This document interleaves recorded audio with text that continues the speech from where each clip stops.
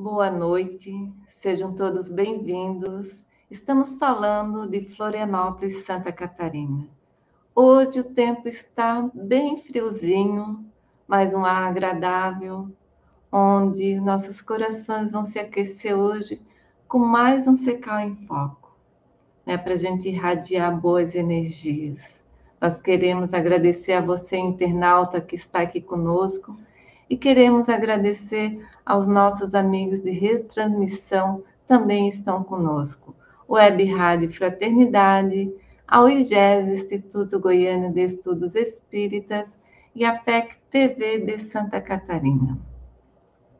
E hoje nós temos como convidado para esse momento Dr. Ricardo de Bernardes. Boa noite, doutor. Boa noite, é sempre um prazer estar com vocês. Satisfação é nossa. E o Dr. Ricardo hoje irá nos brindar com o tema Educação e Pedagogia Espírita. O Dr. Ricardo de Bernardes, ele já faz parte do nosso hall de amigos há muito tempo. Mas para quem não conhece o Dr. Ricardo, ele é médico homeopata de adultos e criança, fundador da AME Santa Catarina e ex-presidente do Instituto de Cultura Espírita de Florianópolis e palestrante espírita. Mas antes de a gente passar a palavra para o Dr. Ricardo, nós vamos fazer uma prece de agradecimento por este momento. Mestre Jesus, a tua infinita bondade, agradecemos por podermos estar aqui em mais um Secal em Foco. Que as irradiações desse momento de palestra, possa ser irradiado aos nossos irmãos do Rio Grande do Sul. Sabemos que é um momento difícil, mas que tenhamos fé e esperança. E com a oração que Jesus nos ensinou, vamos agradecer. Pai nosso que estais no céu, santificado seja o vosso nome. Venha a nós o vosso reino, seja feita a vossa vontade, assim na terra como nos céus. O nosso de cada dia nos dai hoje, perdoai nossas dívidas, à medida que perdoamos nossos devedores, não deixeis cair em tentações, mas livrai-nos de todo o mal, que assim seja. Com esta prece, damos por início as nossas atividades do Secal em Foco. Dr. Ricardo, a palavra é sua. Qualquer coisa, estamos nos bastidores, é só nos chamar. Ok, obrigado. Bom, então vamos iniciar com os slides. Por que é que nós estamos aqui no planeta Terra? Nós não viemos aqui para pagar pecados. Não. Então, qual é a finalidade principal da nossa vida?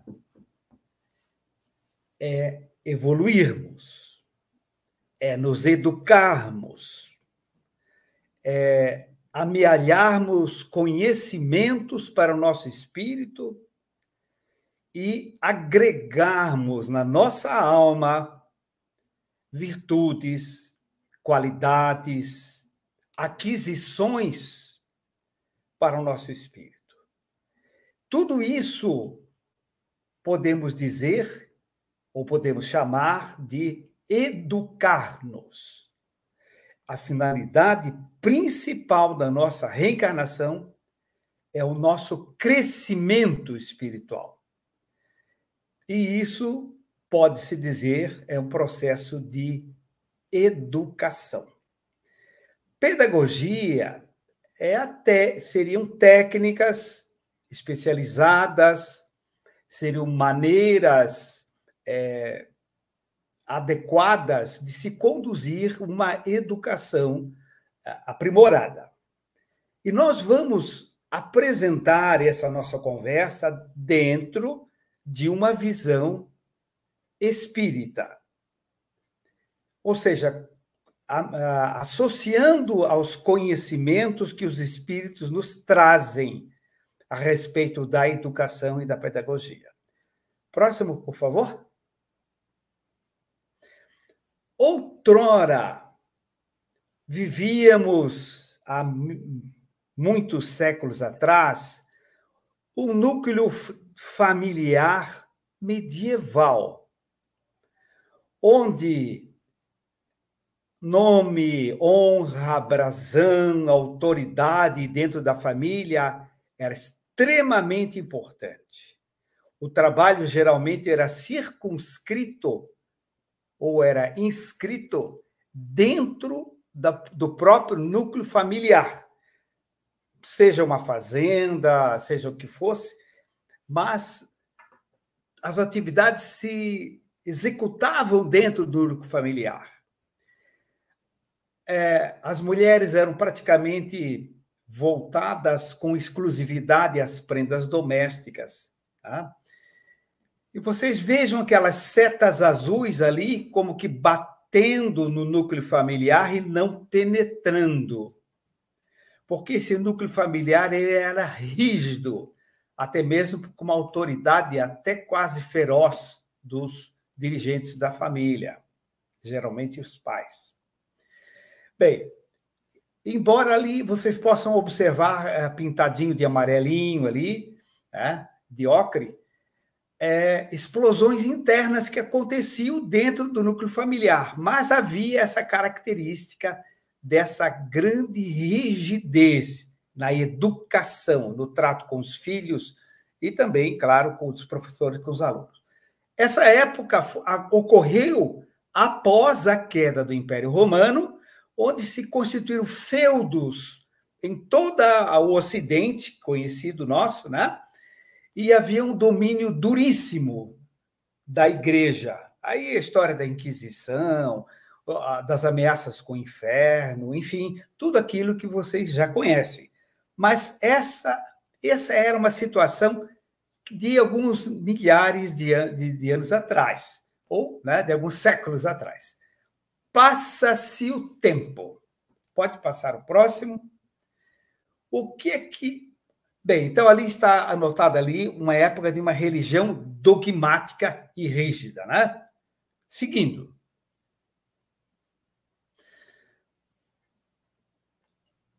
Bem, passa-se o tempo e nós, olha a religião desmoronando ali à esquerda, tá vendo? Porque hoje nós estamos vivendo essa situação. Nós estamos vivendo uma situação de um núcleo familiar de transição. Porque o planeta está em transição. Porque a educação está em transição, porque a escola está em transição, tudo está no processo adolescente. Saímos da infância, né, na história da educação e outros conceitos, e estamos num processo de adolescência. Não estamos na fase madura. O que o adolescente faz? Contesta tudo, faz parte do desenvolvimento, isso. Então, há uma contestação dos valores. Deus seria uma criação humana, família é desnecessário, enfim. Essa situação de contestação dos valores é vigente agora. E o núcleo familiar não é aquele núcleo fechadinho, rígido. Observem as fenestrações, né? Ou seja, os buraquinhos, né, que tem lá em cima, os espaçozinhos, como fossem linhas pontilhadas do círculo, né? Então, o núcleo familiar ele é aberto, fenestrado, onde o pai sai o dia inteiro fora para trabalhar, a mãe sai para fora o dia inteiro trabalhar, os filhos normalmente saem para a creche, né? E esse núcleo vazio fica ocupado pela babá, há babás maravilhosas, há babás que não são maravilhosas, como em qualquer profissão, qualquer atividade, mas o que é importante? Não é uma pessoa que tem a mesma característica em geral do pai e da mãe. A babá não é mãe, né? Não é pai nem é mãe. Ela tem uma outra educação, pode ser até melhor, mas é diferente. e ela traz os seus conceitos, né? Quando a criança não fica na creche, ela traz seus conceitos, suas ideias, suas crenças, sua filosofia, às vezes sua religião, etc. Né? Então, entrando dentro do núcleo familiar. E a dona TV, que se inclui aí, naturalmente, internet, etc., celular, etc., né? Entram trazendo milhares de informações com fundo musical, coloridas, e os pais que chegam cansados do serviço não falam em colorido, não falam em fundo musical e tem que controlar os filhos que eles estão o dia inteiro sobre a ação desses fatores, né? Porque o núcleo está esvaziado e fenestrado. Bem, nós estamos vivendo uma questão de educação atual nesse núcleo familiar, tanto educação quanto pedagogia na escola. Né? Seguindo. Bem, isso aqui, Escola do Terceiro Milênio, nós chegamos a dar início ao funcionamento. Né? Isso aí é um livro estilizado e, através do livro, faz um voo, o pássaro ali, em direção à luz.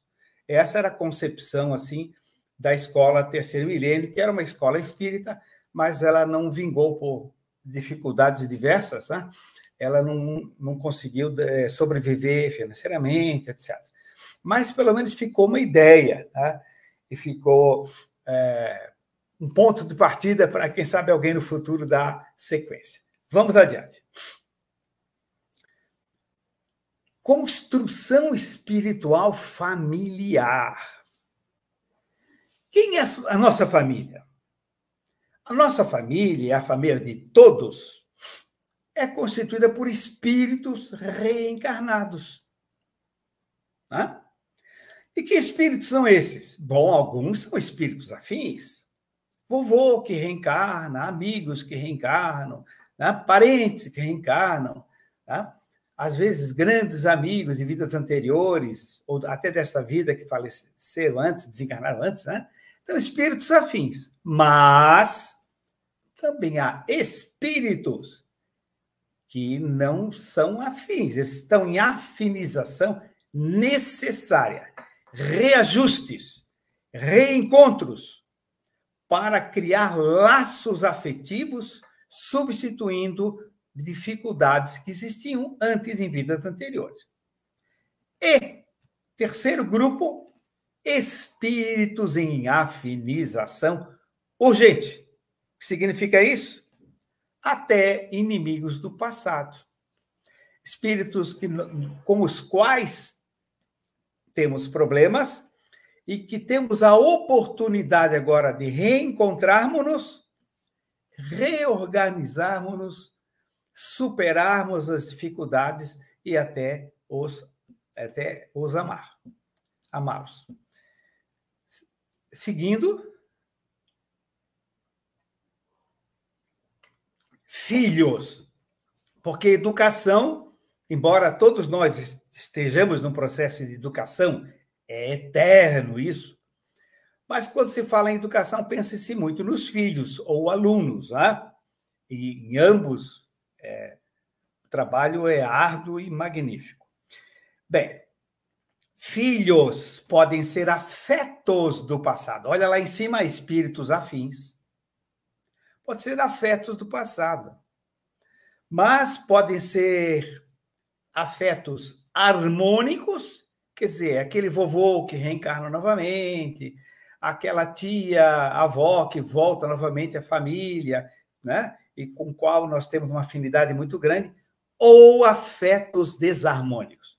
Ué, parece um contrassenso, né? Afeto desarmônico, né? Não. Eram afetos fortes de vidas anteriores que geraram problemas de desarmonia entre o grupo, ou entre o pai e o filho, entre a mãe e o filho, enfim. Por exemplo, não generalizar, mas dando um exemplo. João era casado com Maria, reencarna novamente, se reencontra com Maria, etc. Mas João tinha um amante na vida anterior, que era Joana. Né? Nomes, evidentemente, são fictícios. Né? E agora Joana tem a oportunidade de reencarnar ali, primeiro, para mudar o gênero de ligação com João. Vai transformar aquela ligação, que era afetivo-sexual, numa ligação filial. Tá? Joana, a Joaninha, agora que reencarnou, agora vai respeitar e amar a sua mãe, que era aquela quem ela traiu em vidas anteriores, ou em vida anterior. E a Maria, né? Aliás, a esposa ali, a mãe é a Maria, né? E a Maria, a esposa de João, vai conseguir, pelo menos é essa a proposta, perdoar a Joaninha e até amá-la. Então, são afetos desarmônicos que se reencontram para reajustes no ambiente familiar. E, por último, os desafetos, ou seja, até o grau de inimigos do passado. Então, esta é a construção espiritual da família de uma forma resumida, evidentemente. Seguindo, por favor. Bem, se existisse um ser unidimensional, que não está desenhado ali no slide, se existisse um ser de uma dimensão, ele viveria num plano só. Aliás, numa linha só. Unidimensional, ele viveria naquela linha. Um ser bidimensional, se existisse, ele viveria num plano. Aquela bolinha vermelha à direita, lá em cima, representaria um ser que viveria num imaginário mundo de duas dimensões, onde ele, pelo seu raciocínio, pela sua matemática, os seus cientistas desse mundo bidimensional demonstram calculando que não há saída por nenhum dos pontos, porque tem um traço ali, um traço atrás, em frente e cima, e não há saída. Então, matematicamente, prova que não tem saída. Mas, nós aqui na Terra, nós não somos seres unidimensionais, não vivemos numa linha. Não somos seres bidimensionais, vivemos num plano, quer dizer, comprimento e largura. Nós vivemos num mundo de 3 dimensões. Então, esse ser vermelhinho ali, esferiforme, né? Alguém chega para ele e diz assim, olha, eu sou médium, existe uma outra dimensão chamada altura, o outro mundo, e você pode passar pela altura e para o outro lado que existe. Isso é fantasia. Não existe a terceira dimensão, não existe essa história de altura, né? Mas, na realidade, ele pode ser convencido e se explicar a ele, que ele pode passar pela altura e ir para o outro lado. Fazendo uma analogia com as nossas concepções de educação e de pedagogia espíritas. A educação e a pedagogia, na visão espírita, não é dada no mundo monodimensional, nem bidimensional, como desenha acima, e nem tridimensional, que é o nosso mundo terráqueo. Nós vamos entender esses conceitos numa dimensão extrafísica, numa dimensão espiritual, entendendo educação e pedagogia como algo mais. Próximo, por favor. Bem, aqui um acrósticozinho, né? A criança, ela é uma criatura reencarnada que traz no inconsciente muitas informações, muitas vivências, muitas experiências. Ela precisa de amor, de trabalho, com urgência, mas além de amor e trabalho com ela, precisa de regras, limites e de atenção. Seguindo. O nosso educando, seja ele um filho, seja ele um aluno, ele é um ser multimilenar. Nós já vivemos, quiçá, na Pérsia, na Babilônia, na Síria, no Egito Antigo e muitas outras civilizações. Como vocês sabem, eu trabalho também como terapeuta em regressões de memória, vidas passadas, e a gente vê isso com muita frequência. Mas como é que nós sabemos que essa criança ela é um ser multimilenar? Primeiro, pela memória extracerebral. O que é isso? Memória extracerebral são lembranças espontâneas, não é terapia de regressão. São lembranças espontâneas, fortes, nítidas, que essa criança tem de vidas anteriores. Há inúmeros casos estudados no mundo inteiro. Só o Dr. Ian Stevenson ele tem mais de 2.000 fichas de crianças que detalham suas vidas anteriores. Então, o estudo em universidades da memória extracerebral, ou seja, não está no cérebro, porque ela está nessa outra dimensão. Ela não é tridimensional. Ela é uma dimensão extrafísica. São os registros de vidas passadas. Outras, pode passar ali, retrocognição hipnótica, ou seja, uma hipnose que volta no tempo atrás, atrás, cognição, sentir, pensar, vivenciar, né? Então, retrocognição hipnótica. A pessoa é hipnotizada, dá-se uma data, um mês, um horário, ela volta para aquele horário, naquela vida, e descreve, tá? Então, é uma outra forma de se acessar vidas anteriores, documentando que nós somos multimilenares. E, por último, ali, existem outras formas de documentar, mas não é o tema de hoje. Terapia regressiva a vivências passadas. Não é curiosidade, não se faz por curiosidade. Se faz para tratamento, para terapia, para vencer uma doença crônica ou repetitiva, uma ansiedade, um temor, uma fobia, um relacionamento difícil, familiar ou não. Então, essa terapia regressiva, ela faz o paciente acessar vidas passadas. Pode seguir. O que importa é que o educando realmente é um ser multimilenar. Fatores educacionais.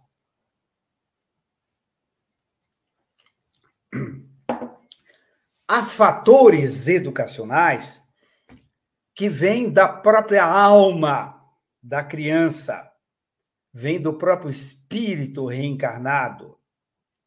Ele já traz aquisições anteriores. Então, isso é intrínseco, é de dentro da criança. Esses fatores educacionais intrínsecos podem ser positivos e negativos. Normalmente, existem ambos. Então, nós todos nascemos, as crianças nascem com pré-aquisições positivas, ou seja, elas já trazem na sua alma experiências, crescimentos, vocações, qualidades, né? Capacidades, dons, etc., adquiridos em vidas anteriores que estão adormecidos e educar, né? A prova, inclusive, na própria origem, quer dizer, tirar de dentro, né? Nós vamos extrair essas pré-aquisições positivas. Mas cada um de nós, ou cada criança, ou cada aluno, também traz as pré-aquisições negativas. É criança que é muito ciumenta, ou é muito invejosa, ou é muito irritada, é um pouco agressiva ou muito agressiva, gosta de uma mentirinha, enfim. Ela pode trazer um conjunto de pré-aquisições negativas. Mas o pai e a mãe são ótimos educadores às vezes, né? São ótimos educadores, são pais e mães maravilhosos, mas ao contrário dos outros filhos deles, é um filho considerado difícil, porque nossos filhos são espíritos e trazem cada um a sua história. Seguindo, agora falemos nos fatores educacionais extrínsecos, que não vêm da alma da criança. O papel do papai e da mamãe, o papel dos professores, os mestres, educadores, o papel dos afins, tios, avós, irmãos, etc. Aqueles que constituem um núcleo familiar ou agregados, né, que convivem, passam experiências, informações, entre aspas, orientações, nem sempre boas, às vezes muito boas, né? Então, mas são fatores extrínsecos que o exemplo do primo, às vezes, pesa. O exemplo do irmão mais velho, do pai, da mãe, etc. Né? Aí temos agora os fatores mesológicos. Meso quer dizer meio, né? Então, mesológicos, os fatores do meio ambiente. Bora onde? Como é que é a casa? Como é que é a solarização? Como é que é o quintal? Como é que são os animais?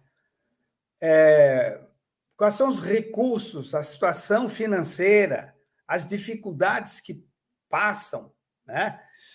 Do lado da sua casa existe um ambiente pesadíssimo, um ambiente de exemplos terríveis, e esse pessoal que dá o exemplo tem crianças que também brincam, convidam para brincar, enfim.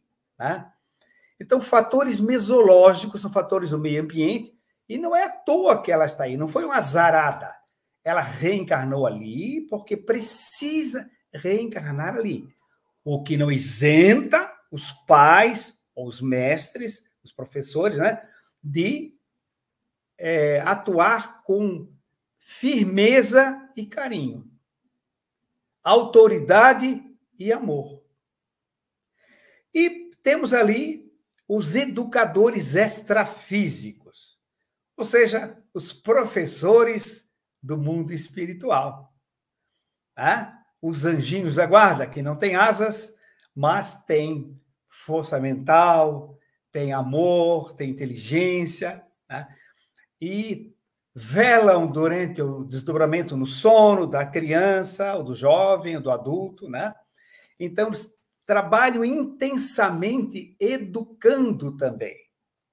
E há educadores extrafísicos, conforme o nível de possibilidade mental, espiritual daquela família, em níveis diferentes que dão influências mais fortes ou menos fortes no sentido positivo de educar, né? Seguindo. Bem, pedagogia do terceiro milênio. Seria aquela proposta assim que a gente tinha na nossa escolinha espírita, né? Pedagogia do terceiro milênio. O que é que a gente pretendia e o que é que a gente sugere que se faça? E essa pedagogia também serve para o papai e mamãe, né, educar o seu próprio filho, né, ou netos, etc. Primeiro, atender o conteúdo intrínseco, ou seja, lembre-se que a criança, o jovem, traz na sua alma, dentro de si, valores, pré-aquisições. Nós temos que entender isso e atender essas necessidades. Seguindo, as pré-aquisições positivas, as qualidades, os dons, vocações, etc., é preciso que sejam tomada consciência disso, reconhecer isso pelos educadores e tanto do educando também, ele começar a perceber carinhosamente onde ele está errando. Então, com jeito, com carinho, com orientação, a gente vai explicando que aquilo não é bom por isso, por aquilo, né? E, naturalmente, o professor, o mestre. Aplicação dessas tendências positivas, no caso, estamos falando das positivas, tá? Então, aplicação dessa possibilidade de liderança, no sentido positivo, aplicação dessas qualidades que a criança tem, né? Vamos criar exemplos, situações, para que ela possa desenvolver esse belo potencial positivo que ela traz. Ampliação dessas tendências. Uma vez reconhecida, uma vez aplicado isso, a gente pode fazer isso crescer, né? Que é o processo da educação e da evolução espiritual. Próximo, por favor. Atender ao conteúdo intrínseco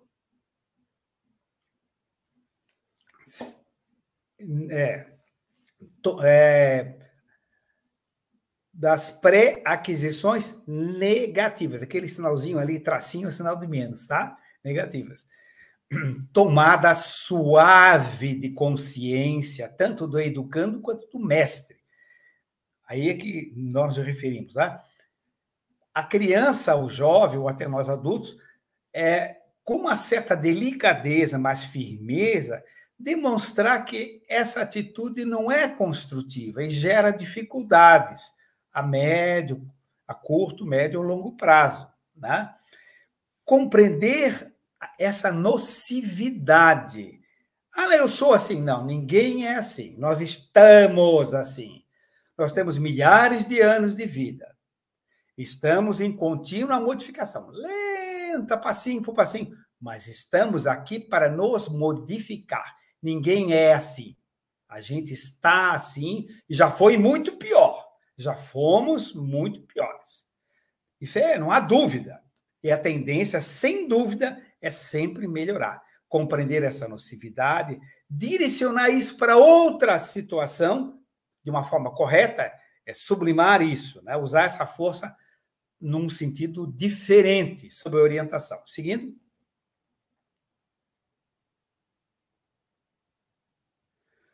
Bom, se possível, priorizar o conteúdo não curricular. É claro que a criança tem que aprender a somar, dividir, multiplicar, saber a capital do estado de Santa Catarina, que é Florianópolis, enfim. Ela precisa aprender a ler, a escrever, sim. Mas darmos uma atenção, não em volume de tempo, usar muito mais tempo para isso, mas a questão não é o tempo, é pequeno tempo muito bem usado. Pequeno tempo muito bem usado. Então, individualizar o ensino e priorizar valores. Valores não monetários. Valores da alma, valores do espírito, né? A gente pode, então, adequar certas informações, ou seja, individualizar o ensino para cada criança. E criar estímulos para, com crase, né? Estímulos para a expansão da consciência. O que é a expansão de consciência? É a pessoa se desdobrar, é a pessoa sintonizar com a luz, com o amor, entende? Com as flores, através de uma prece, de um pensamento, de um desejo saudável, real, profundamente verdadeiro, em direção a alguém que está em dificuldade, enfim. É a gente expandir a nossa consciência e as nossas vibrações saírem da nossa profundidade e passar a sintonizar com outras vibrações. Resumidamente, seguindo. Como é que se pode favorecer a expansão de consciência? Yoga, tá? Cores invisíveis. Que história é essa de cores invisíveis? Gente, se nós queremos que as nossas crianças, os nossos filhos, consigam a perceber, a imaginar, a sentir que existe uma outra vida muito linda após a morte biológica, tá? Que se a vovó, bisavó, ela partiu, ela está realmente num local onde há uma sociedade, na linguagem infantil, a gente vai dizer, claro, né? Há casinhas, há passeios, há jardins, há escolas, né? Há lugares muito lindos, enfim.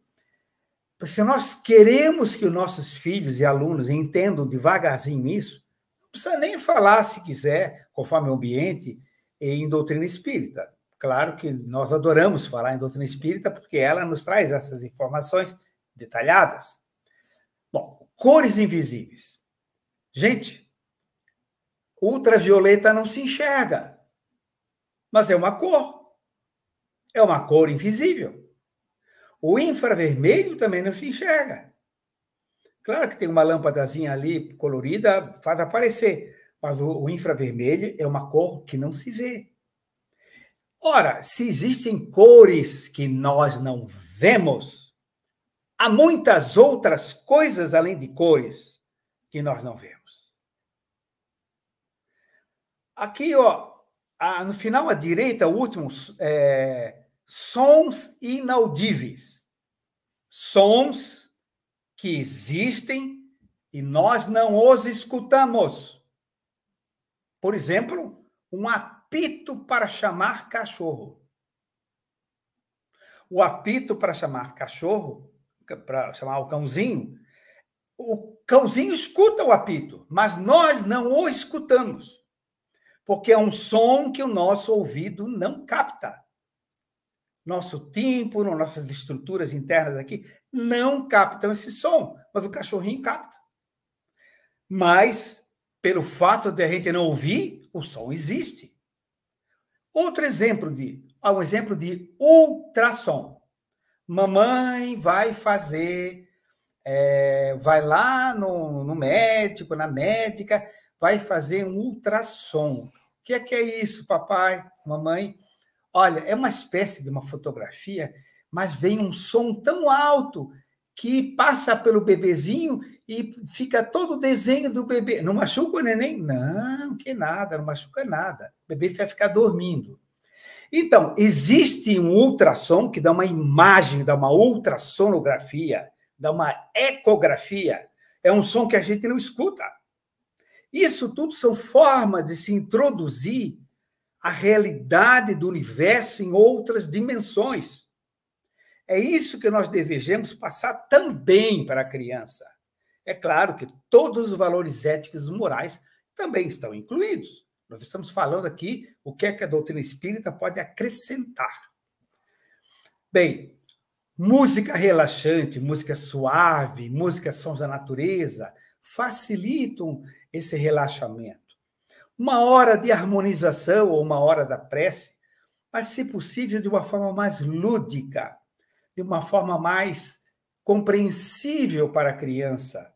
Porque uma prece decorada, nós até temos que pensar o que é aquilo. Agora, imagine uma criança. Então, essa prece é uma coisa sentida, é uma coisa comentada, é uma conversa com os amigos espirituais, né? Por falar em amigos, tem ali, ó, amigos invisíveis. Amigos invisíveis. Veja só o seguinte, uma mãe chega no meu consultório, alguns anos atrás, disse, doutor, estou preocupada com o meu filho e tal. O que aconteceu? Ele não veio? Não. Eu queria falar sozinha. Pois não, fique à vontade. Pois é, doutor, estou meio acanhada, mas eu sei que o senhor entende dessas coisas. Quando fala dessas coisas, a gente já sabe que se refere à parte espiritual, à parte energética, a outras dimensões, enfim, né? Mas então, fique à vontade. Ela disse, olha, eu vou resumir a história. Eu cheguei, estacionei o carro na garagem, ele estava brincando na garagem com os carrinhos de brinquedo, havia espaço, o pai saiu também para o trabalho, eu cheguei antes, ele estava brincando na garagem. Aí, quando eu abri a porta do carro, ele assim, cantarolando, mamãe comprou uma camisa pro papai. Ué, alguém teve aqui, Alguém telefonou? Não, mamãe, ninguém. Só eu e a babá que estava em casa, né? Ninguém falou nada, assim. Como é que você sabe que eu comprei uma camisa para o papai? Ah, mãe, não adianta dizer, tu não gosta, tu não acredita. Fala quem foi que te falou. Mãe, foi o Gustavo, o amigo invisível. Ah, é? O que mais que o Gustavo falou? Que a camisa era verde, mãe. E era verde. Então, alguns amigos invisíveis, tirando as fantasias, as criações mentais e tudo mais que existem, obviamente, tudo isso, né? Mas alguns amigos invisíveis são amiguinhos espirituais que estão ali. E a gente não deve dizer que não existe simplesmente, porque vai murchando aquele broto que está desenvolvendo para dar uma flor, que são as faculdades mediúnicas ou anímicas, né, dessa criança. E você está tampando aquilo, né, com um tijolo em cima. Né? Não. É claro que ele não vai estimular exageradamente, mas falar, conversar, compreender, porque é uma abertura para uma outra realidade, né, que tem que saber conduzir. Ali eu escrevi psicometria, é aquela capacidade, aquela faculdade paranormal ou mediúnica, né? Mais para paranormal, o indivíduo segura um objeto e descreve o dono, onde é que ele está, etc. Então, a polícia holandesa usou muito tempo médiums ou sensitivos, psicômetras, que seguravam um brinquedinho da criança, se concentravam e faziam a ponte mental onde ela estava para poder encontrar aquela criança perdida ou raptada, etc. E deu resultado em muitos casos. Né? E há outras questões a se falar em psicometria, mas vamos adiante, então. Barreiras do inconsciente.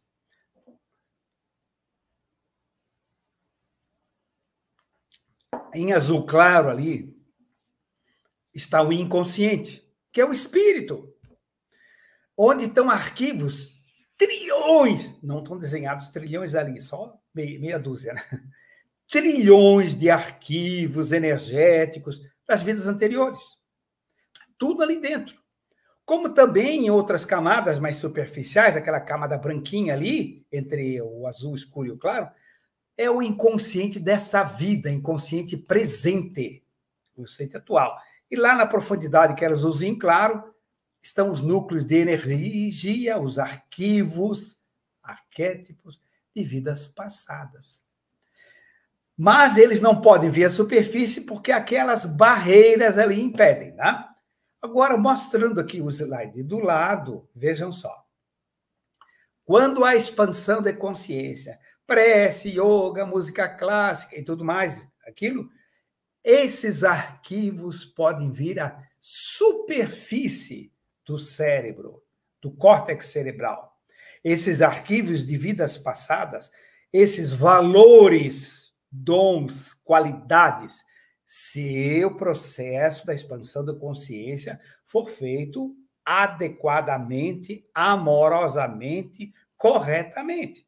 Porque não tem nada a ver com o assunto de hoje, mas se o indivíduo tomar LSD ou se ele usar uma droga, ele também faz expansão de consciência. Aí saem outros tipos de núcleos de energia para a consciência, tá? Mas não é o caso aqui. Então, essas técnicas, tratando a criança como um ser multimilenar, multidimensional, né? Oportuniza isso. Próximo. Conhecer, tomar consciência, é importante o seguinte: entender a lei de ação e reação. Tudo que se faz de bom, retorna de bom. Quem semeia rosas, colhe rosas. Quem semeia abacaxi, colhe abacaxi. Etc. E assim por diante. Então, uma forma de explicar para a criança que essa lei de ação e reação também é no pensamento. Quando você deseja que o teu amiguinho fique bastante feliz, você vai ficar também feliz com isso, porque aí vai ter que explicar um pouquinho da lei de ação e reação de uma forma lúdica, infantil, né? E explicar sobre a afinidade das energias. O pensamento seu, né? Ele pode atrair, ele puxa pensamentos bons também. Então, se você pensa em coisas muito lindas, um montão de estrelinhas de luz caem sobre você. Se você está brabinho e pensa coisas ruins, podem cair umas gotinhas de lama sobre você. Mas que lama é essa? Ah, são lama de energias, existem. Pensamento ruim, pensamento de brabeza, de maldade, são laminhas de energia que caem sobre a gente. Então, várias formas de se falar sobre isso, né, de acordo com a idade da criança, né? Outra criança com 12, uma criança com 4, enfim, a conversa é diferente. Seguindo, estimular a autocompetição. A criança competir consigo mesmo, a vitória sobre si mesmo, superar dificuldades. Próximo. Também compreender que também tem heterocompetição, tem a corrida, um vai chegar antes, tu vai chegar depois. Eu também tem que compreender essa necessidade da competição com o outro, né? A heterocompetição. Não é só a competição consigo mesmo, mas compreender isso e também direcionar os excessos. Aquela criança que só quer sempre chegar em primeiro e nem sempre vai chegar primeiro, às vezes nunca vai chegar em primeiro, né? Então, nós temos que prepará-la para a realidade da vida, não ficar enganando. Você ganhou de novo, você ganhou de novo, você ganhou de novo. Não. Tem que entender que vai ganhar e também, às vezes, vai perder. Né? E tudo pode ter um prêmio, né? Tudo depende de como se colocar. Próximo. Ampliar o conceito de universo. Sigamos. Há outros mundos. Nós sabemos que a pergunta 55 do Livro dos Espíritos falam que todos os globos do universo são habitados. As crianças veem filminhos e histórias e conversas, a gente precisa explicar que existem outras estrelas, outros astros, que vivem pessoas também. E que há muito tempo atrás, muitos anos atrás, nós também já vivemos em outros mundos, e agora nós nascemos aqui na Terra. Né? E explicar que existem outras dimensões também. Né? Existem sociedades, casas, parques, jardins, escolas, lá no mundo espiritual. Tá? Seguindo, tentar eliminar a culpa. Olha, é tradição aqui no Ocidente, no Oriente, existem algumas outras similitudes, mas é tradição aqui que a pessoa já nasce com o pecado original, ou seja, o pecado que Adão e Eva cometeram, e teria que ser batizado para tirar o pecado original. Então, já é um processo que automaticamente já se infunde uma culpa. Tá? O Deus já se considera pecador. Bem, assunto à parte, falemos da culpa do dia a dia, não dessa do nascimento, que a gente sabe que não é assim. Se a criança cometeu um ato ruim, um ato negativo, ao invés de se sentir culpada simplesmente, a gente pode ter uma boa conversa com essa criança. Meu filho, vamos assim fantasiar. Esses lápis que você trouxe, brilhantes aqui, ó, são diferentes dos teus, né? Esses lápis não são. Ah, não, a Joaninha me emprestou. Ah, é? Bem, então amanhã eu vou para a aula com você e a gente vai devolver para a Joaninha e agradecer muito a ela que emprestou lá. Não, pai, não sei o quê. Resultado, ele pegou emprestado da Joaninha aqueles lápis, sem falar para a Joaninha. Então é o seguinte, como é que atos bons vão compensar esse ato não correto, incorreto? Meu filho, Agora vamos fazer o seguinte. Nós vamos comprar uma caixa de lápis de cor pequenininho, tá? Porque tem todas as cores ali. Agora, se eles venderem dessa cor, eles compram uns 3 ou 4, assim. Se tiver avulso, separadinho, a gente vai comprar e vai dar para ela. Ah, mas por que eu vou dar para ela? Não, porque ela emprestou para você, ou você pegou, esqueceu de devolver, não sei. Mas agora vamos deixar ela ficar feliz com isso. Aí você vai à aula, a mãe vai à aula, pergunta aqui a Joaninha, entrega para ela, entrega os lapisinhos dela também e entrega os novos lápis. O que vai acontecer? A Joaninha vai ficar muito feliz. E o menino que cometeu, que surrupiou os lapisinhos de cores, ele vai ficar aliviado e feliz porque a amiguinha gostou de receber lápis de novo. Em vez de apanhar, em vez de ficar de castigo, etc., né? O ideal seria conseguir, quando for possível, né? Ter uma atitude assim. Próximo. Precisamos controlar os fatores antipedagógicos, mostrando. São aqueles que estimulam as pré-aquisições negativas, aquilo que já trouxe de vida passada que não é equilibrado. Mostrando, exemplo. O meio ambiente, fatores mesológicos físicos, tem que procurar controlar isso. E o meio ambiente extrafísico, o meio ambiente espiritual que essa criança vive. Tá? Não estamos falando de religião, nós estamos falando das energias que essa criança vive, com quem que ela convive, né? E que tipo de espíritos são atraídos para esse ambiente. Então, vamos tentar ensiná-la a fazer uma série de coisas positivas, fazer uma oração, agradecer o anjinho da guarda conforme a idade, etc. Temos que controlar esses fatores antipedagógicos. Seguindo? Bem, nem sempre é possível controlar um lar enfermo, uma escola despreparada, uma companhia inadequada, televisão, internet, celular, etc., com programas não educativos e outros, e outros, e outros. Então, seria bom tentar controlar isso quanto possível. É muito importante para a educação da criança. Seguindo.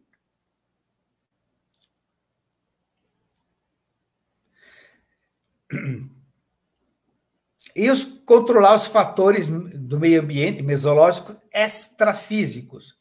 A egrégora do ambiente, ou seja, a aura. A aura é uma coisa mais individual e egrégora é mais de um grupo. A escola tem uma egrégora, o aluno tem uma aura. Né? As ideoplastias, ou seja, as formas pensamento criadas pelos adultos e pelas crianças. O umbral é cheio de ideoplastia. Ou alguém pensa que Deus criou aqueles pantanais, aquelas cavernas úmidas, aquelas coisas horrorosas. Claro que não. Isso tudo é fruto ideoplástico, é forma, pensamento dos espíritos umbralinos, que automaticamente eles não têm intenção, eu vou criar uma serpente que horrível. Não, nem sempre. Né? Ele, pelo tipo de pensamento, ele vai criando aquelas formações negativas. E os espíritos negativos. Seguindo. A palavra destino está ali com uma luz dourada no centro, porque esse é o nosso destino. Esse é o destino de todas as crianças. Esse é o destino de todos os alunos. Muitos não nessa encarnação. Muitos de nós nem nas próximas encarnações. Mas mais tempo, menos tempo. Nós temos dentro de nós, ali em dourado, aqui no círculo, o inconsciente puro, ou centelha divina. A luz que brilha dentro de nós, que nos orienta para a perfeição, para a sabedoria e para a evolução. Esse é o destino de todo ser do universo. Nenhuma das ovelhas se perderá. Já dizia o nosso querido Mestre Jesus, tá? Já nos colocava desta forma. Então, é o destino de todos nós. Nós estamos aqui numa grande escola, buscando fazer essa identificação, conforme veem no desenho ali, essa identificação com o Deus em nós. E um grande abraço a todos, muito obrigado. Essas flores são para vocês, né? Espero que possa absorver as energias aí dessas tulipas. E muito obrigado. Obrigada, doutor, por essas flores. Agradecemos. Doutor Ricardo, é um tema que quase a gente não escuta na doutrinária espírita, né? Sim. Porque pedagogia espírita, a forma como o senhor colocou, se a gente for levar ao pé da letra, digamos, né? Sem um conhecimento até doutrinário, não seria uma utopia? Bem, é que nem aquele círculo dourado cheio de luz, onde nós seremos plena sabedoria e felicidade. Parece utópico. Mas 1 milhão ou 1 bilhão de anos, inexoravelmente, nós seremos extremamente sábios, perfeitos e felizes na sua plenitude e em todos os momentos da vida, né? Mas está distante. Então, é claro que tudo isso que a gente colocou ainda está um pouco distante. Mas se as pessoas que nos escutam puderem aproveitar um itemzinho desse, eu já ficaria muito feliz. Entende? Aproveitar com o neto, aproveitar com o filho, aproveitar com o aluno, né? E nós temos, assim, um norte de expectativa, de felicidade, etc. Mas é difícil ver o que está acontecendo no Rio Grande do Sul, na Ucrânia, lá na região de Israel, na Palestina, enfim, todo o sofrimento que existe, né? E nós estamos ainda num planeta bastante limitado, né? Então, eu não gostaria de dizer que seja utópico, mas está um pouco distante, se está mesmo. Mas temos que ter, né, firmeza, fé de que um dia nós chegaremos ao mundo de perfeição, né? E como o senhor colocou, né, a pedagogia do terceiro milênio, podemos começar com a evangelização na casa espírita. Sim, sim, sim. Inclusive, alguns centros espíritas, principalmente em São Paulo, eles estão usando o termo educação espírita mesmo.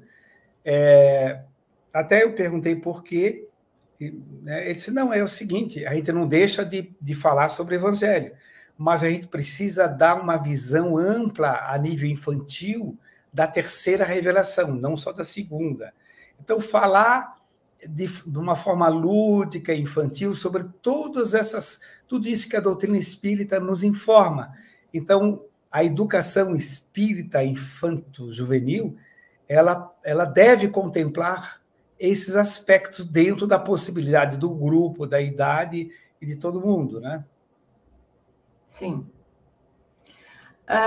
Nós veio através do nosso WhatsApp do CECAL uma pergunta para o senhor. Podemos dizer que o Espiritismo é uma proposta pedagógica que resgata uma leitura educativa e não salvacionista do cristianismo? Maravilhosa pergunta. Já é, inclusive, uma resposta. Olha, é espetacular. É exatamente o que nós pensamos. Não existem almas que se salvam e almas que não se salvam. Todos se salvarão. Por isso, Jesus falou: nenhuma das ovelhas se perderá. Para isso existe um processo de educação, de desenvolvimento, de evolução espiritual, para que todos alcancem a superação. Podemos rodar de ano, podemos até passar por uma escolinha com menos informações, porque não estamos no nível, por exemplo, sair do planeta Terra, que é de provas e expiações, e nós sermos missionários no planeta primitivo, vamos inventar a roda, vamos descobrir o fogo, vamos estabelecer leis que não se devoram mais as pessoas, na verdade? Mas, ou seja, isso não é voltar no tempo, não, é ser missionário para seres primitivos que estão piores ainda do que nós. Isso não é involução. Existem essas passagens que aparentam involução, como aqui na Terra também vai acontecer agora, né? Espíritos que estão aqui, que não vão se adequar ao nível evolutivo da Terra, vão renascer, vão reencarnar em astros primitivos e lá vão ser muito úteis. E vão superar e vão aprender com o suor, com isso e aquilo, né? Não vão ter computadores e nada disso, e vão evoluir, e vão aprender noções éticas, morais, familiares e tudo mais. Olha, como é que está a situação da Terra hoje em dia? Imagine o seguinte, façamos uma analogia.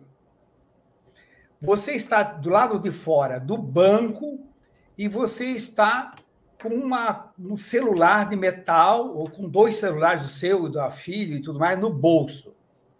Aí, quando você entra ali na porta de giratória, o que é que a porta diz?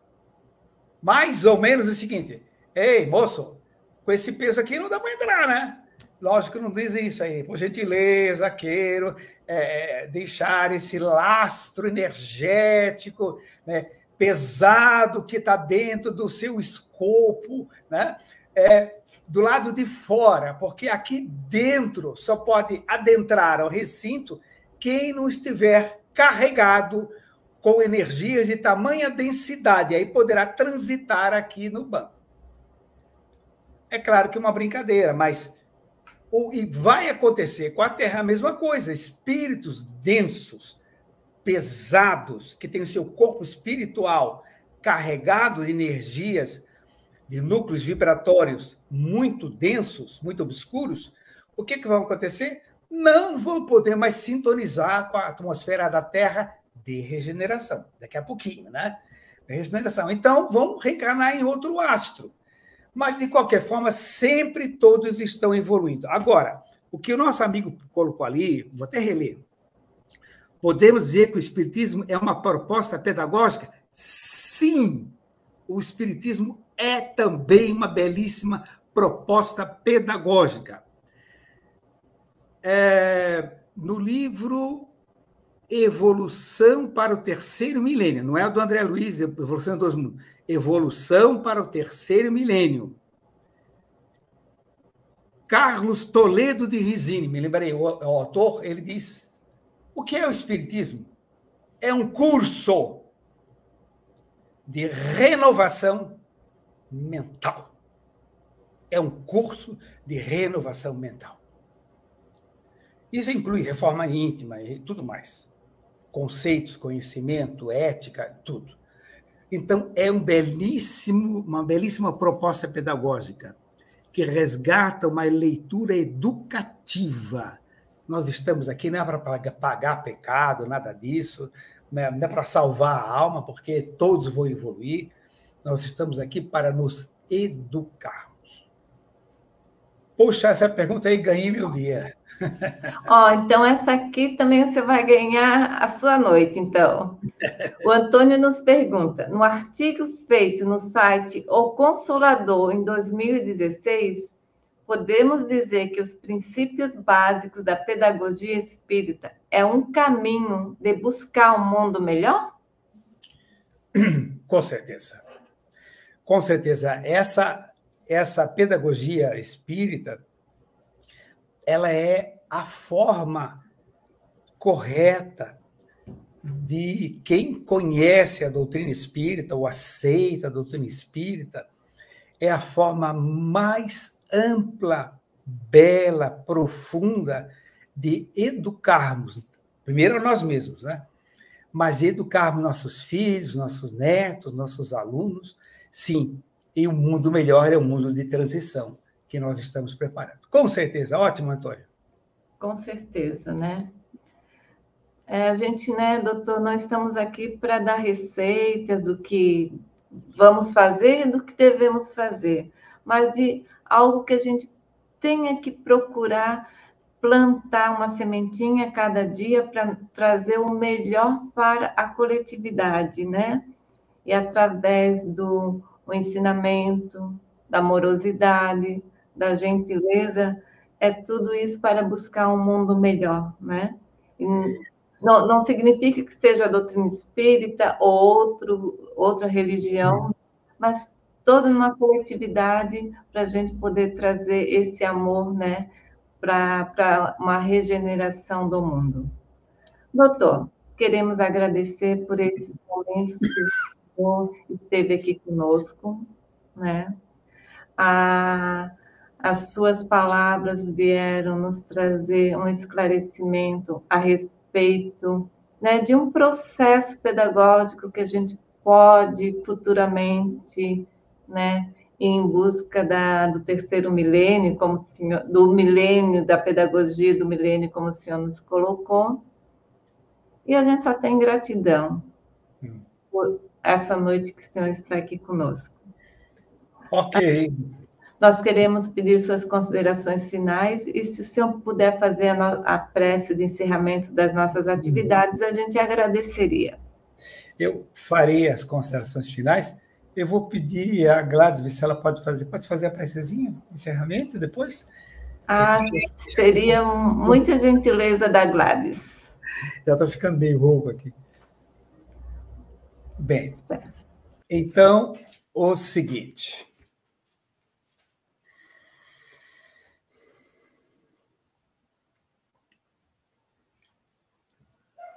Quem somos nós? De onde viemos? Para onde vamos? Por que estamos aqui?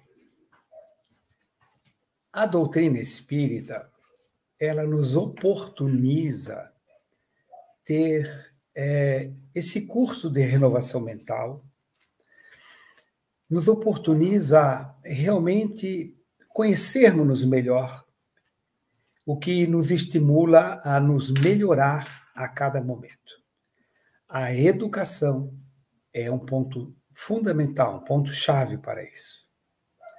E a finalidade principal da nossa encarnação, da nossa vida atual, das anteriores, das futuras vidas. A finalidade principal é o processo da educação do espírito.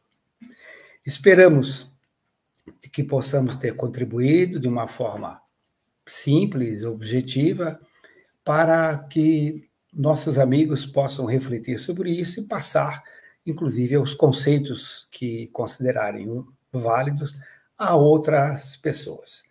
Nós entendemos que a gente não é espírita só no centro espírita. A gente é espírita quando a gente se alimenta. A gente é espírita quando a gente caminha, quando a gente fala, quando a gente trabalha. E, no caso, quando a gente ajuda uma criança ou um aluno, né?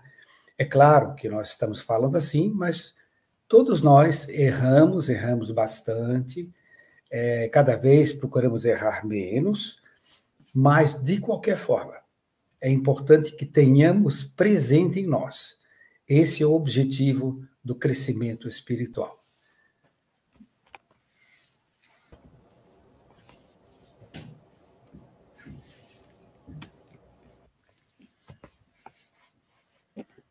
Bem,